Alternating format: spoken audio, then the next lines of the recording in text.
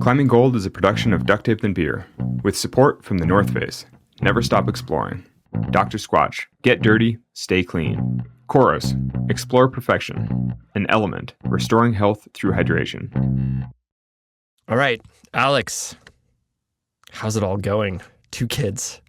It's a lot. It is a lot. It is improving as we go. But yeah, having 2 kids is definitely a lot more than having 1 kid.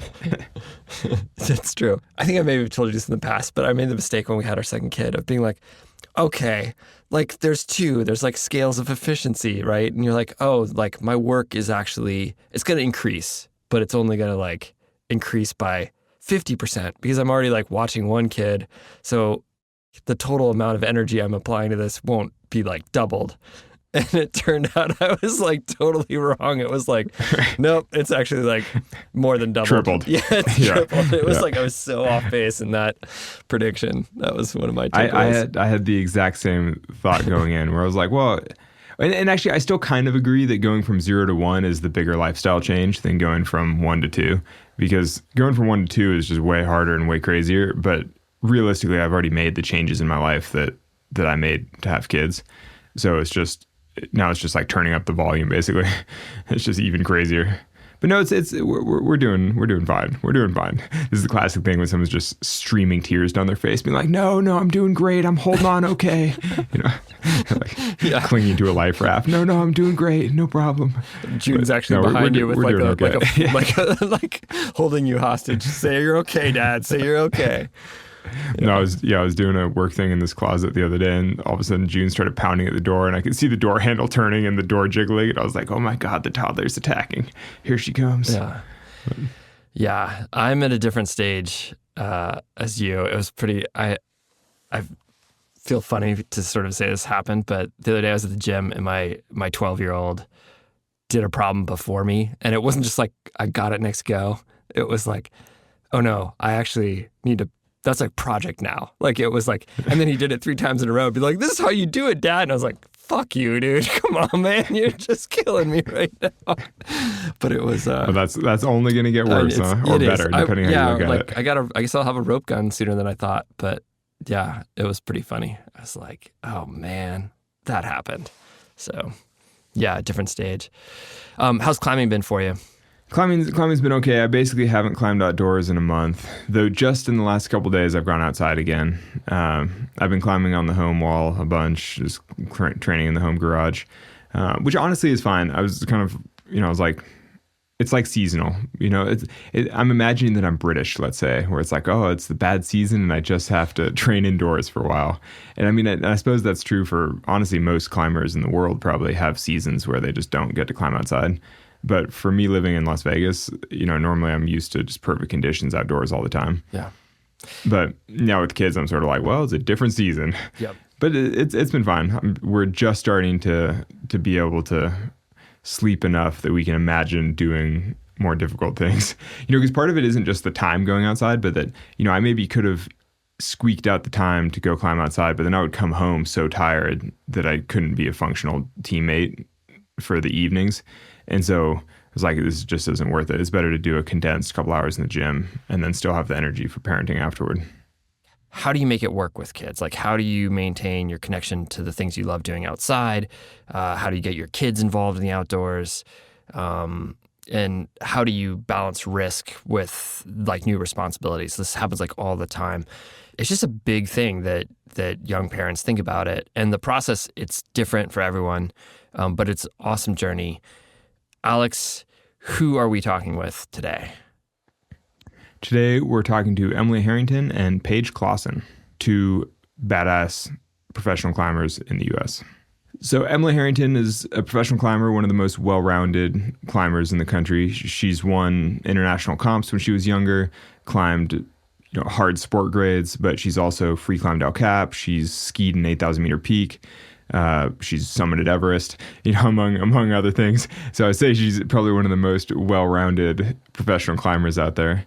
And then Paige Claassen is probably the U.S.'s strongest sport climber. I don't really know, but she's climbed a lot of very hard routes. So she focuses more specifically on sport climbing and has climbed most of the hardest and best routes in the country.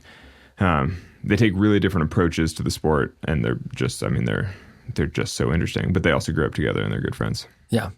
Did anything stand out to you in this conversation? I've spent so much time with each of them individually, and just seeing them both parent, that in some ways having a conversation with them just feels like an extension of all the time spent together at the Crag. Yeah, I don't know. I mean, I think that this conversation, I mean, I think we're all just in it. I think that the three of us in particular, I mean, you're sort of an old parent now, but we're all young parents that are sort of struggling to figure out how we keep doing what we're doing and how we get enough sleep, and yeah, just trying to see what we can do with babies now. And our producer, Lauren Delaney Miller, is going to join the conversation because I was actually out hanging out with my kids in the mountains. So let's dive in. I'm Alex Honnold. I'm Fitz Cahall. This is Climbing Gold.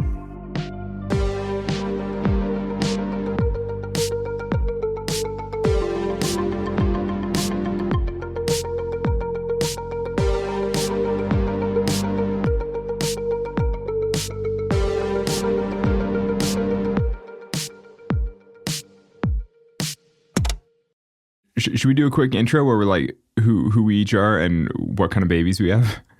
Yeah. If we're doing a parenting roundtable. Yeah, let's do it. Here, you guys go first. I'm Paige. I'm Paige Claassen, and I have a 1.5-year-old. Her name's Larkin, and she's a doer. She's not an observer in life. All right, my turn. Emily. I am Emily Harrington, and I have a 14-month-old boy, Arrow, and he just started walking. So he's kind of in the doing phase. I wouldn't say he's a doer. That's not quite his personality, but he's definitely exploring. And I'm Alex. I have a 24-month-old. That's a 2-year-old. She just turned 2 a couple of days ago, who's an incredible doer, just a complete psycho. And then now a 2-week-old who doesn't do a single thing yet except for eat and sleep. And take a lot of everyone's energy. Yeah. And basically eat, sleep, and spit up. It's like we've been doing laundry every day. I've been like running the laundry at 3 a.m. You're sort of like, well, I guess we're up. May as well just do the laundry. Like, cool. Man. She soils the whole room's worth of stuff every day. It's crazy. Yeah, I'm Lauren. I will instigate. I have no human children, but I do have a dog and 6 chickens that are like making tons of noise around me all the time, and there's nothing I can do about it. So have you considered trading out the flock for a child?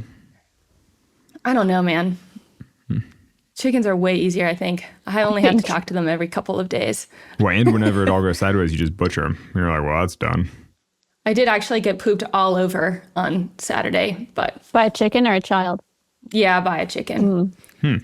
And so did you butcher it? Were you like, that's it, we're done? No, I just thought maybe I won't pick you up so much anymore. But like I can do that with chickens. You can't like stop doing that with your small children, Are you cuddling your chickens a lot? Yeah, they love it, usually. I don't know how cuddly babies really are. It's like, that's the vision you have, is that they're going to snuggle, and really they're just thrashing. And Yeah, toddlers, I feel like, just want to move around. That's how Arrow's been lately. He just wants to like move around and explore things and break things. I'd like to talk about how that works with your climbing, because I feel like all the young parents I know are like, oh, you'd think that the small babies would make it hard to go climbing, but they don't move. So it's actually like maybe a lot easier.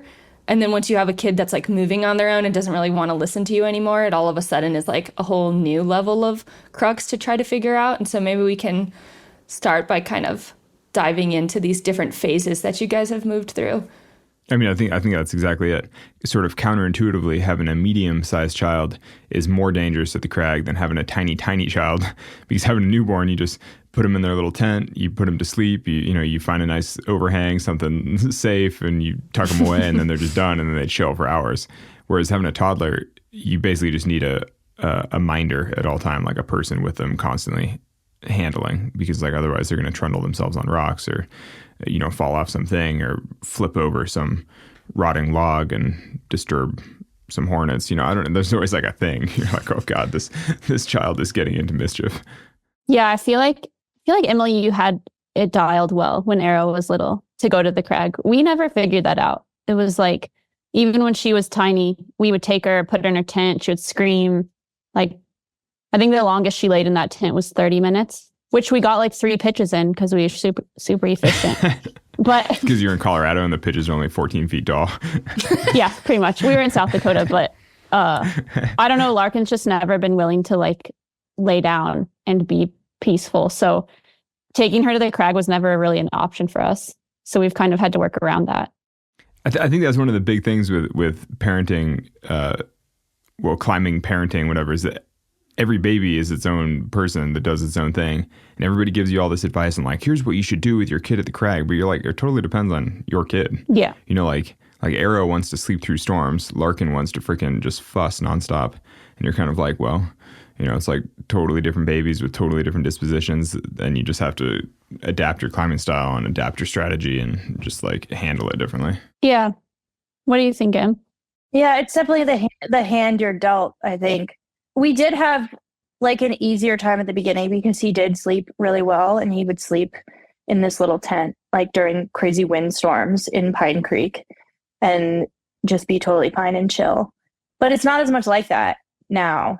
Like, he really does just want to move around, and he's gotten really into like throwing rocks and throwing things. And so we just you need a minder. You need a third person all the time there.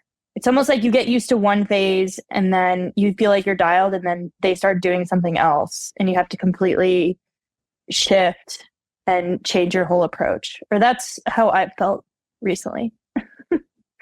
Yeah, it's always changing. I'm actually kind of curious. I mean, so speaking of that, I mean, we just saw you in Bishop and you climbed Everything's Karate, the hardest route in Pine Creek, 14 plus, whatever. I mean, it's pretty freaking hard.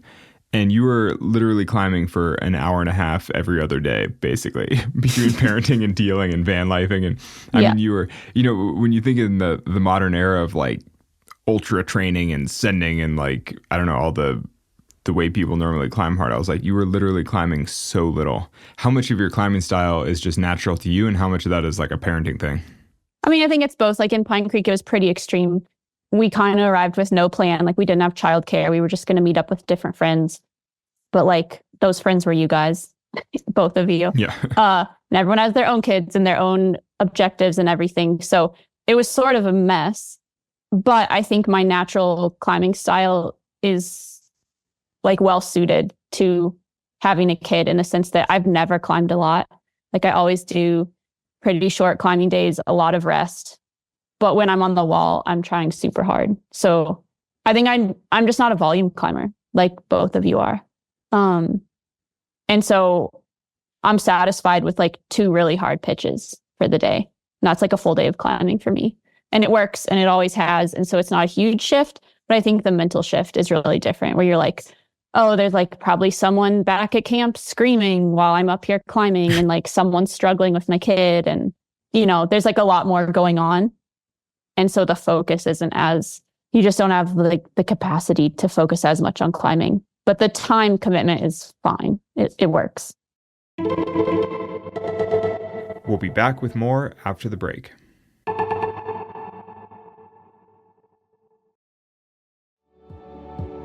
I've been a North Face athlete for almost 18 years, which has been incredible, and I've always appreciated their commitment to exploration.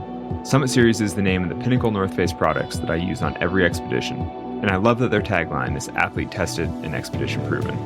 I've personally tested these products all over the world, and they've always proven themselves. Future Fleece is the next generation base layer that I wear almost every day of climbing outside, whether on the wall or at the crag. You can shop the full Summit Series collection at thenorthface.com.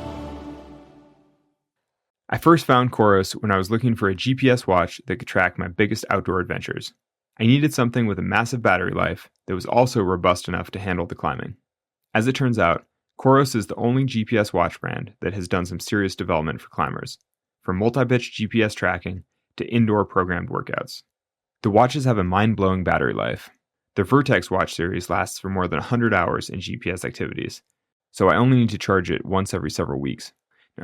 I only need to charge my watch so sporadically that I can never find the charger, because I haven't used it in 6 weeks. If you're interested in bringing new technology into your climbing training and tracking, you should consider their new Vertex 2S. Go to Coros.com and use the code ClimbingGold to secure a free watch carabiner with the purchase of your new Vertex 2S. The link's in the show notes.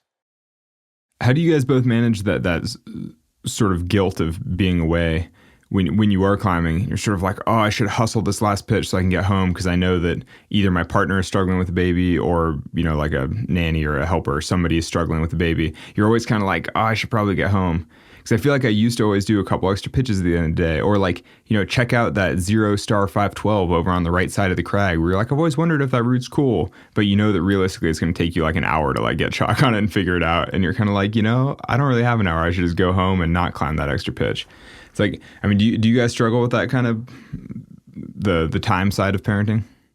I think for me, I used to struggle more a few months ago, and I've gotten better at kind of really enjoying the time that I have to climb, and then being able to accept and let go of the fact that I don't climb as much as I used to. I used to climb a lot more than I do now, and maybe I'm more on Paige's side, and I don't climb as much. I still climb a lot, but I don't climb near as much as I used to, but I enjoy my climbing a lot more. So I think that's what has shifted for me. It's yeah, I don't do as much, but the time that I am climbing, I'm actually really present and enjoying it a lot more. And then I can completely shift and go be with Arrow and be okay with that. Yeah, that resonates with me a lot because I think I have a lot more fun climbing than I used to. It's because it's so much better than changing diapers and dealing. You're like, thank God I'm climbing for a couple hours. Yeah, and it's it's a break instead of the thing that you're supposed to do and you're supposed to go perform and there's pressure. Now you're like, oh, I gotta go climbing and just there's not gonna be any noise and I don't have to be picking someone up all day. And, it's a lot less work to go climbing. It is. I used to take it for granted. I got to go to the gym and go climb for as long as I want. And now if I have 2 hours and it's just me and I get to go kilter board by myself, I'm like, oh, this is so fun. Totally. Yeah. You're like luxury. I made a goal this year that, because I don't go outside that much. When I'm on a trip working on a project, I'll be outside. But when I'm home, I mostly climb in the gym. And this year I was I want to climb outside once a week, which to you guys is laughable because you're outside a lot more than that. But I was I should get out of the gym and just be outside. And it's been so fun. And I think I do value that time a lot more. Well, I'm curious how the expectation versus reality has been for you guys. And I wondered if you got any oh, prepare to say goodbye to this part of your life or, adventures are over type of kind of comments in your pregnancy, in your planning for kids phase? Or do you feel you knew enough people in your community that were making it work really well that you were more confident that you'd be able to find some sort of balance afterwards? I think a little bit of both. We've had great examples of climbers who have raised kids, and it's mostly been men who have had kids and made it work. I think there's fewer women that we've had to look up to, at least maybe on the professional side. But there have been some, and you're they're doing it. And maybe that's not exactly how I want to do it, but I think we've had examples of people at least just getting outside with their families and going on trips. They're not just hunkered down at home. And just having people to do it alongside with. Maybe not that it came before us, but having both of your families and being oh, we're all just out there and that everyone has struggle days. Yeah, it's definitely helpful to be kind of a part of this group or this age group of climbers who are having kids at the same time. Just feels like we're doing it all together. We're all in it together, and it just feels supportive and nice. And I had a lot of hope that we would get to continue to have adventures together. I was, of course, really stressed that it would all fall apart and be a total disaster and we wouldn't be able to manage. I had panic moments. And then I also had these moments where I was okay, we can do this. I think the biggest thing for me is I had to let go of, you're saying, expectations of the day. Some days work out great. And then some days are a complete disaster and they don't work out well at all. And I've gotten used to just kind of rolling with that. I used to be kind of a perfectionist about my schedule and plans and, everything had to work out well or else I felt really negative about it. And I've been able to let go of that. And I think that's been a really positive part of parenting is that letting go of the expectations that everything has to work out well in order to be a positive experience. We were talking about that with the whole scene in Vegas here. Everybody, basically there aren't that many people, there aren't that many groups of parents in Vegas and within the climbing community. And I feel like the climbing community gets all spun out about different things like, oh, is this person doing this thing? Or like, let's say knee bars, for example, like which we used as a roundtable on this podcast before. We're like, let's talk about climbing style and climbing ethics and stuff. And when certain members of the climbing community get all spun out about, you know, who's climbing and what style and whether or not they were honest about the style and whether or not they took the high grade or the low grade. And whenever people get spun out about this stuff, I'm like, that person does not have a kid. And it is 100% true that anybody that's like stressing that stuff publicly is not a parent, because it's like, as soon as you have kids, you just do not care. You're kinda Oh my God. man, Yeah. someone puked on me again. I think I'm going to deal. You know, you're just not stressed if somebody used a knee bar, you know, post crux, or like, oh, they broke that 1 foot and now it's a little bit harder. You're like, who freaking cares? Yeah. It's like in some ways climbing becomes a lot less, both more important in that it has so much value. Like I feel a lot more value in climbing. Personal value. Yes. Yeah, it's more personal. But then also you're like, it just becomes almost even more trivial because you have these like little humans that you're raising. And like you said, you just don't have the mental space to even care about like whatever drama's going on, which is quite freeing. You don't have the bandwidth for like, for like, oh, well, that guy stacked pads to get to the start hold, and I'm pretty sure that's cheating. You're like, whatever. Yeah, you're like, I'm just trying to get through this day. Totally. You're like, if I survive one more day, it's going to be a victory. Yeah. It's like, especially with in the newborn phase right now, I'm like, technically we're 2 weeks in, and I'm like, they kind of went by in a blink of an eye, or they're just dragging. It's like sense of time is all shifted because we're not sleeping. You know, we're doing like 3 2-hour naps every night. And you're kind of like, there's no like reset each night where you're like, oh, now we're starting a new day. You're just like in this gray fog that like drifts forever because you're like just taking like living from one nap to the next. And you're like, dude, I'm so unstressed about whether or not somebody did the legit sit start or not. You know, you're like, it's freaking fine. Yeah. You do whatever you want. Or like in Vegas right now, it's raining, you know, it's like the wet rock police are all stressed. Like, you know, you don't want to go climb on wet sandstone. I'm like, yeah, you don't want to climb on wet sandstone. But if somebody posts a picture of them climbing too soon after the rain, I'm not going to be the person to stress it. You know, it's like, that's just so far from my concerns now. Yeah. Yeah. Your responsibilities shift.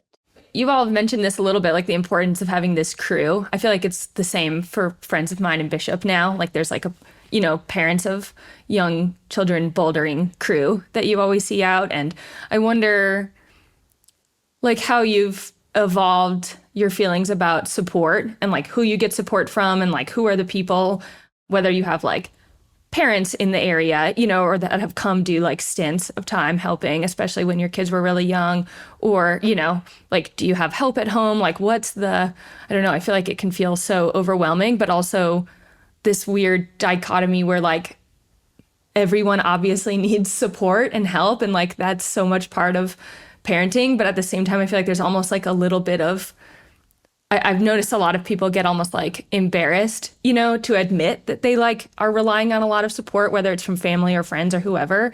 And I wonder how you've like evolved your feelings about like asking for help, needing help, and like how that's worked for your families. Well, I'll just lead. We're way into support. We take all the help we can get. I will take anything that anybody offers. We're lucky enough to live next to our in-laws, my in-laws, so my wife's parents. So that's like a ton of help. And actually, they don't really do straight up childcare. I mean, it's not like they take care of our baby for blocks of time, but they will help with the baby pretty much any time we need. And that's like the most invaluable, because like you can always line up a nanny or a babysitter or whatever for specific times. But I think one of the things that's really helpful is when you have somebody who can just come up for 20 minutes, like during some transition time, or like because somebody got stuck in traffic and like the timing's not working or whatever, you know. Or like right now, because my wife is recovering from delivery and we have a newborn, there are just moments where things are just too hectic and like, or my wife's in a lot of pain and like can't really get up or like can't do something, and I can just call my mother-in-law and be like, come help. And she'll come and help for 20 minutes and then go back to the house and chill. And I'm like, that is so helpful, just having like those little hits that are close by. Yeah, I mean, we have a nanny who travels with us and then who also helps out when we're in Tahoe. And then my parents come to Tahoe a lot and have started to be really helpful with Arrow, which I just wasn't sure how that relationship would go. Like I wasn't sure if they'd be helpful or not. And it turns out that they've been really helpful. We've left him overnight with them a couple times. And yeah, like Alex is saying, having help and support has been so crucial. I think just mentally and energy wise, being able to still do things, like Adrian and I being able to do something together, that's been really important to us. Being able to go ski together for the day has been something that we've just valued so much in our relationship. And so having that third person to spend time with Arrow has been crucial, I think. Yeah, that's something we haven't nailed, mostly because of my personality. Like, I'm not good at asking for help and like trusting other people. And I think part of it comes from the fact that we really struggled the first year with Larkin. Like, she was just always screaming, never happy, like couldn't get her to calm down, couldn't get her to go to sleep. Like, she didn't sleep for the first year. And so now we're finally on a good track where like she sleeps at the time she's supposed to, but I kind of feel like I'm the only one that can get her to do that, or Aryan or my mom. And we're lucky to have my parents live like an hour away. So they'll come down once a week and watch her, and we'll go climb outside or train or whatever. But that's kind of what I have, is like once a week, like a half or 3/4 of a day when my parents come down.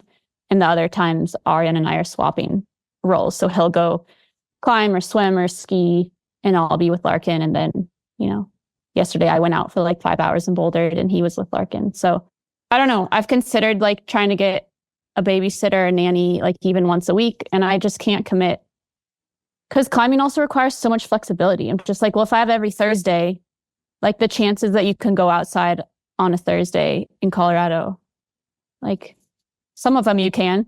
Dude, but if you have a Thursday where you can't go outside and you would just spend a Thursday to yourself, just strolling around Pearl Street and like chilling and like going to see a movie, you're going to be just as happy. I guess, but you're like, well, that was a $300 stroll I just did. Yeah, that's true. So but I mean, I just have trouble can rationalizing, but it makes sense. And like, I think we'll get there and eventually. And definitely if we chose to have a second kid, like we would need to switch things up. Right now we kind of just manage, and it works. Mostly because I don't need to climb a ton to like feel satisfied and to feel like I'm building strength. I expect to come to each climbing session stronger than I was at the last session. Oh, I like to do the opposite. You do the opposite? Yeah, I like to expect the worst and then be surprised when it's better. Does that work for you? It seems like it does. I don't know. I think it helps me a little bit, and especially now with like having a baby and stuff. A lot of times I expect things to not go as planned, or I expect it to be, you know, I expect to have a hard time, and then if it's easier, then I'm kind of like pleasantly surprised. That makes sense. That's probably just a realistic outlook now as a mom. You're kind of like, well, I expect it to all go to shit. You know, it's all going to go sideways. Like, yeah, I think it is. Yeah. I think it's realism right now. I mean, that's also because you're balancing all the logistics. Like, you're taking Arrow out climbing, and yeah, you have Walter, but still, it's like a lot of logistics. There's a lot going on. I don't take Larkin out.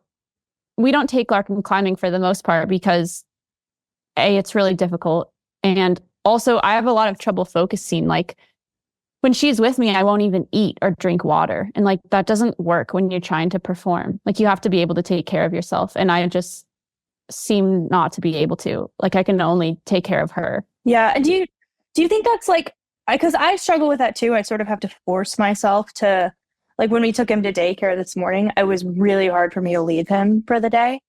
Do you think that's more like a mom thing? That's a good like, question. It almost feels like biological to me. Like, there's this part of me that doesn't want to leave him, and that doesn't want him to like be in someone else's care. And like, for a while I was like always thinking about it. It was always in my brain. Now it's gotten a little bit better just from practice, and maybe because I stopped breastfeeding, so there wasn't as many like hormones going on. But yeah, I don't know. I feel like moms struggle. I think so. Dads. Yeah, I'm like, I don't struggle with that. You're like, I'm out of here's sight, the baby, out of mind. thank God, I'll be back in a few hours or whatever. And that's what Adrian said. He's like, when we're not with him, I just don't even think about him. And I was like, really? Yeah, I can't. That's kind of wild.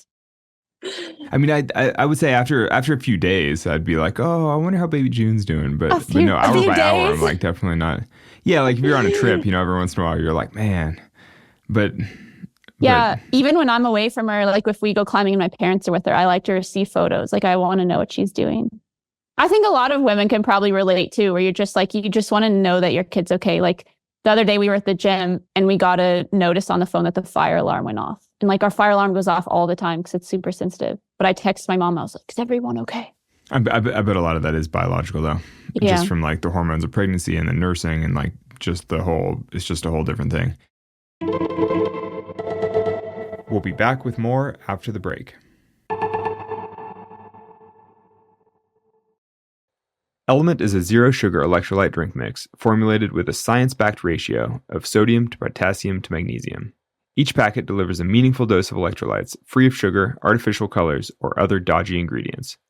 It tastes great, and I've used it extensively on expeditions. Element is formulated for anyone looking to restore health through hydration, and is perfectly suited for athletes, folks who are fasting, or those following keto, low-carb, whole food, or paleo diets. Try Element totally risk-free. If you don't like it, they'll refund your order, no questions asked. So whether you're new or returning Element customer, you can get a free Element sample pack with any drink mix order when you go to drinkelement.com/climbinggold. That's drinklmnt.com/climbinggold. The link's in the show notes. Dr. Squatch crafts natural, high-performance personal care products with no harmful ingredients. I don't shower often, but when I do, I use Dr. Squatch. I especially like the Wood Barrel Bourbon Bar Soap. From soap to shampoo to conditioner, they help me look, feel, and smell my best for whatever adventure I choose. They're offering new customers 20% off any purchase with the code ClimbingGold. Or you can go to drsquatch.com/Honnold. The link's in the show notes. Dr. Squatch. Get dirty, stay clean.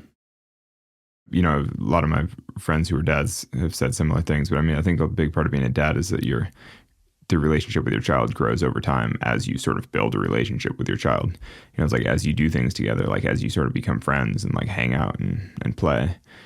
And it's just not nearly as immediate of a link that you guys have since you actually birthed the child. Yeah, I definitely think it's different. And whether it's the bonding component or the hormones or whatever, it's like I definitely felt more stressed out and depleted and anxious when I was breastfeeding. It wasn't like this super, I mean, I'm glad I did it, but it wasn't like this super magical, like amazing thing for me. Once I stopped breastfeeding, I felt a lot better about everything. I did too, actually. And I think that was that really, a hormonal thing?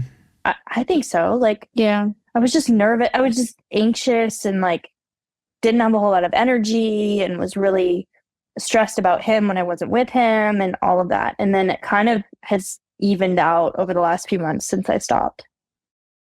I think it takes so much physical energy to breastfeed. It's like your body's just zapped all the time.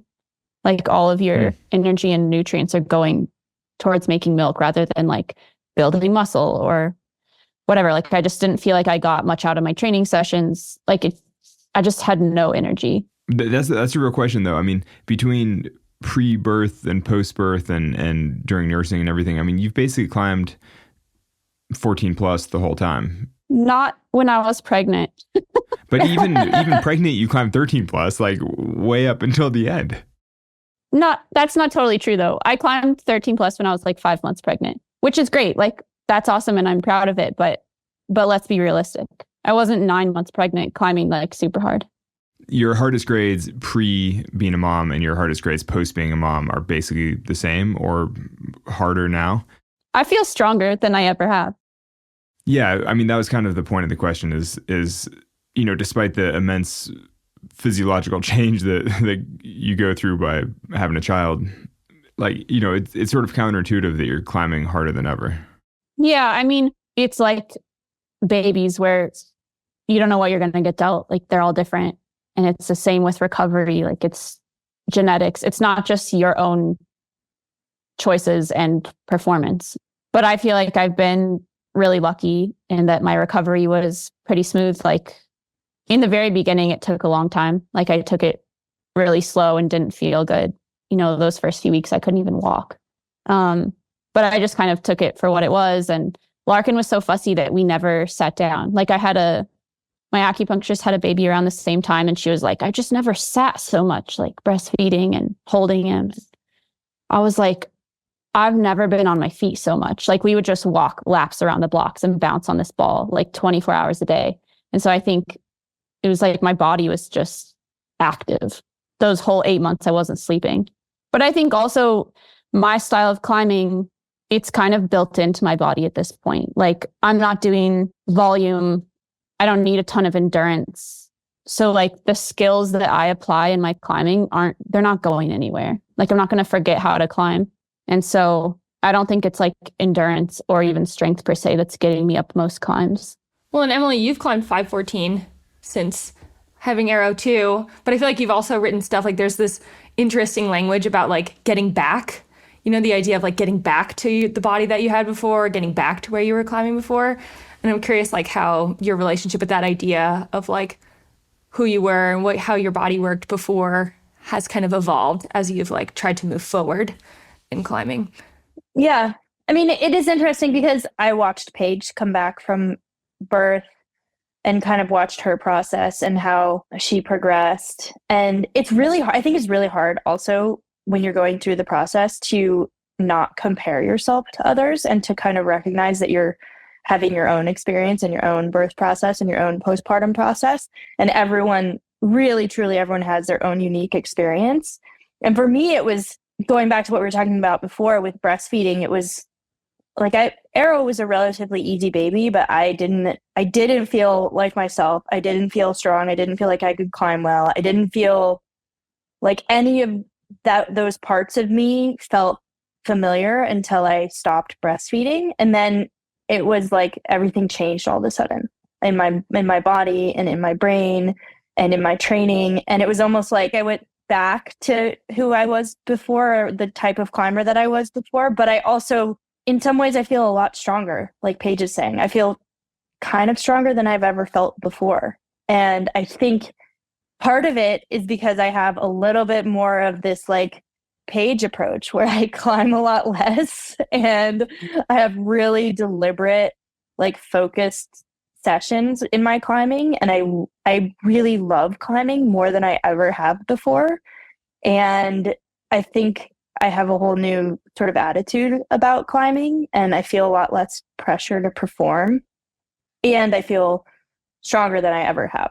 Like I did climb 514 a few weeks ago, but even just like climbing on the kilter board, like I climb harder than I've ever climbed. And it's kind of a weird feeling because you're like, I don't really understand why this is happening. Like, I think there might be like something to that whole like mom strength philosophy.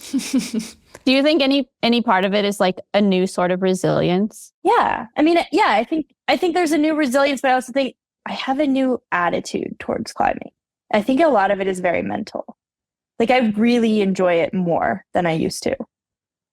And I find more value in it. And I'm not as focused on like trying to send things. Like I don't know. I don't really care as much about that side of it. And like we were talking about, like I've kind of shed all of the stuff that I feel like didn't really matter before.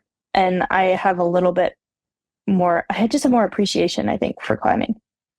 It's a good place to be. Like it feels really good, even though it's all like much harder. Everything's much harder. Life is much harder. It's better in so many ways. Yeah, totally. Yeah, Emily, how do you feel about, being a big mountain person and a skier and basically doing all these things as a mom now? Like, yeah, I mean, you've skied 8,000 meter peaks. I'm like, are you going to go ski 8,000 meter peaks with a baby? I don't think so. Yeah. Well, and I imagine even on like a day-to-day, you're like a couple hours of bouldering can be like a great workout. But like to get that same amount, like in other types of climbing or skiing, it like requires either a whole day or multiple days in a row. Yeah. I mean, I'm definitely starting to try to figure out what my goals are and trying to, in a lot of ways, I think we talked about this earlier, I've started to tailor my goals to like what is maybe logistically a little bit easier. Like I still want to climb big walls. Like I still want to go to Yosemite, but I went to Yosemite last fall and it was really hard for me because it's just logistically like not the easiest place to be with a kid. And so I think those types of bigger objectives are going to be fewer and further between, but I still want to aspire to those things. Like I don't want to just boulder and sport climb. I still love skiing. I still love doing things in the mountains. I think it will look a little bit different. My risk tolerance has definitely shifted, and there's a lot of things that I'm not willing to do anymore, I think.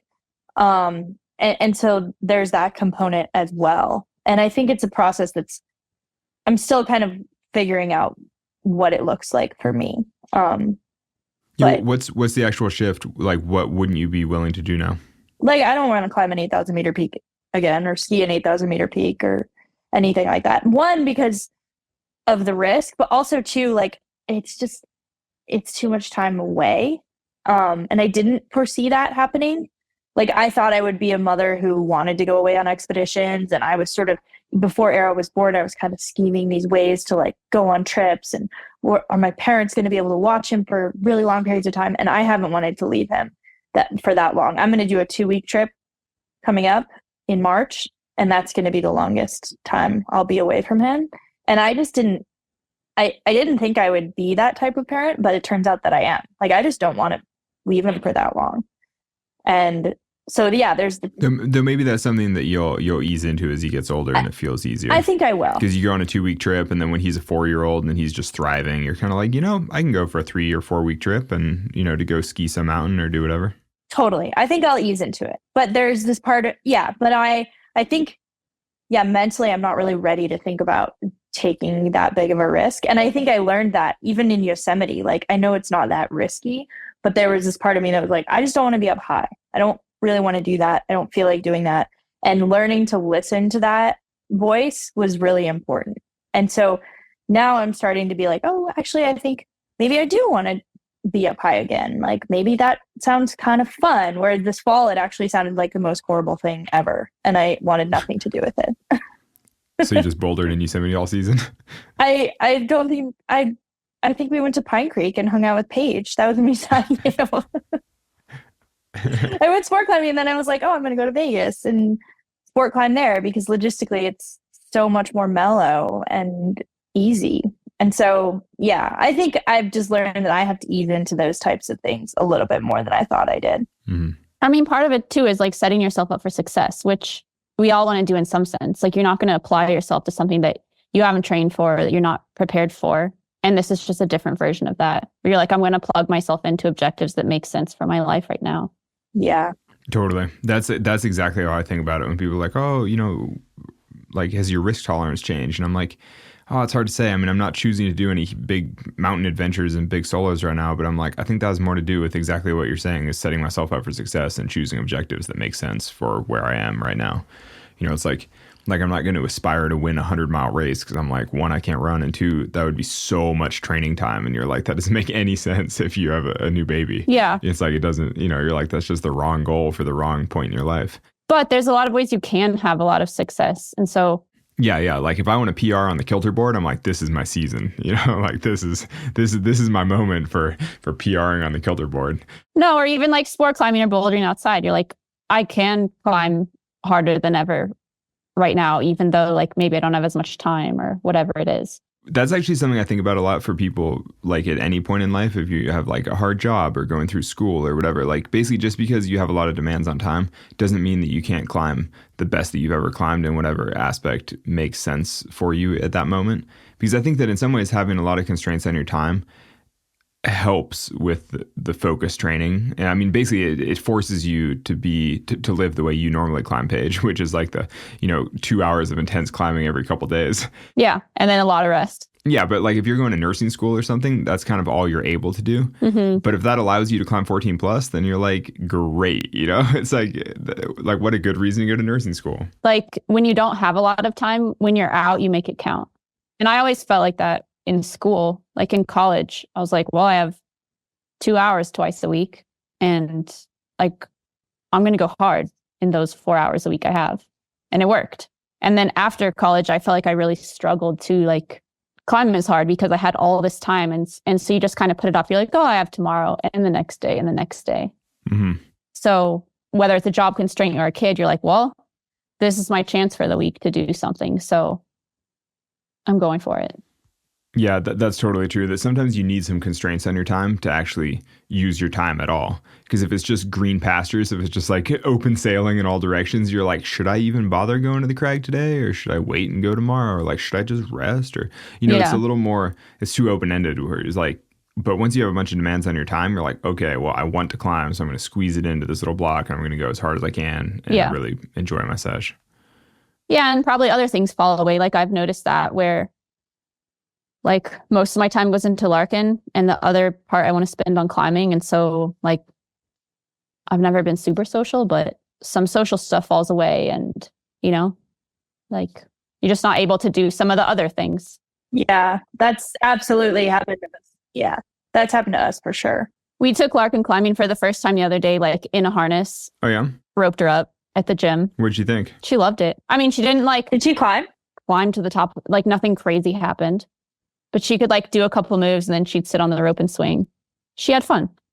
Oh, that's cool. Cute. Yeah. Maybe that is a good way to end. Like I'm curious, like how you guys plan to like when it's time, to like introduce your kids to climbing or bringing them to the Crag, and like how you think you'll manage like or approach introducing them to different sports, and like dealing with their potential interest or complete disinterest, for like the things that are really important to you and your partners, might be things that your kids like take to immediately or like absolutely despise.